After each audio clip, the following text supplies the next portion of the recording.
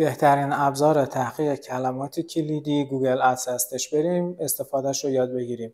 گوگل ادز رو بزنید، ساین این کنید، به همچین صفحه میرسید. اینجا تولز رو بزنید، میاد کیورد پلنر. تو کیورد پلنر کلمه خودتون رو بزنید. اینجا این تنظیمات فقط مهمه که زبان باید پرشین انتخاب بشه و موقعیت جغرافی هم کلا بردارید، حالا چون ما تحریم هستیم.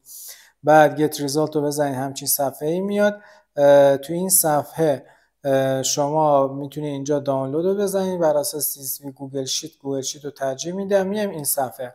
حالا اینجا که من مرتب کردم، این نرخ به اصطلاح کلیک خوری سرچشون تو ماه هستش، تغییرات تو سال هستش و رقابتی که روشون هستش. من اینا رو انتخاب کردم، جزء محتوایی هستن که حتما از اول روشون کار میکنم، به این دلیل که هم سرچ خور خوبی دارن، افزایشی از سرچشون و رقابت روشون کم هستش.